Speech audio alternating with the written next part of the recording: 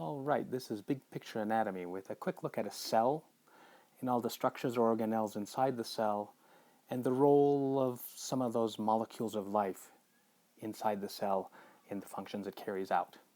So let's start with the cell membrane. This is the bilipid, lipid molecule layer thick membrane that surrounds the cell and separates it from the outside of the environment. If we look more closely, we can see those two lipid molecules indicated in yellow here with some embedded membrane proteins that control what molecules are able to enter and leave the cell through osmosis, active transport, and other processes.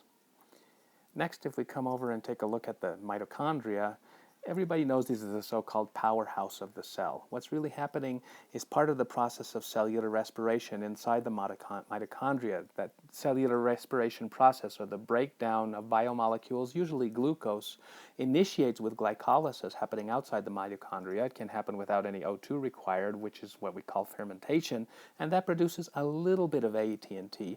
But then the breakdown product of glycolysis enters, or other breakdown products enter into the mitochondria and go through what's called the Krebs cycle and the electron transport chain, which leads to which involves an extremely high level of energy across the internal membranes inside the mitochondria and gives us a high amount or a large amount of ATP.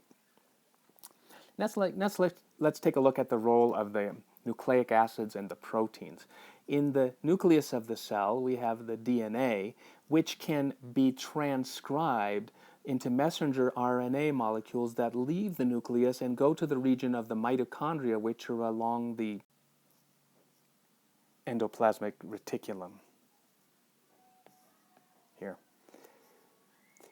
And of course, what happens then is that the messenger RNA, which was produced during transcription, moves through the ribosomes, or the ribosomes move along that messenger RNA, translating the nucleotide sequence into a amino acid sequence or a peptide that is, of course, the first part of making a protein, the proteins being, of course, the workers that control everything in the cell. So that whole process of protein synthesis involves the transcription of DNA to messenger RNA in the nucleus.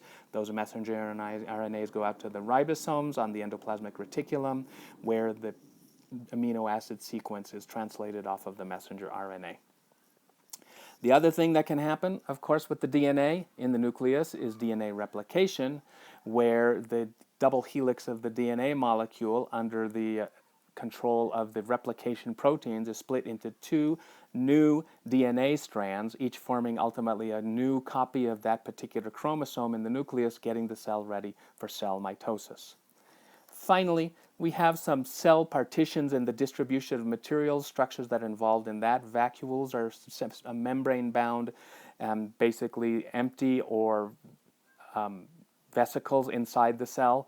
And lysosomes are usually protein-filled, membrane-bound organelles that come to the surface and are able to expel those proteins out of the cell, often to initiate a contact or some kind of interaction with the surrounding cells or the surrounding environment in the body.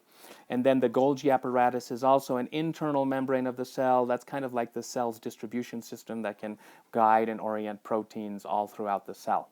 The final thing I want to say is that these are very, very simplistic views of what's going on.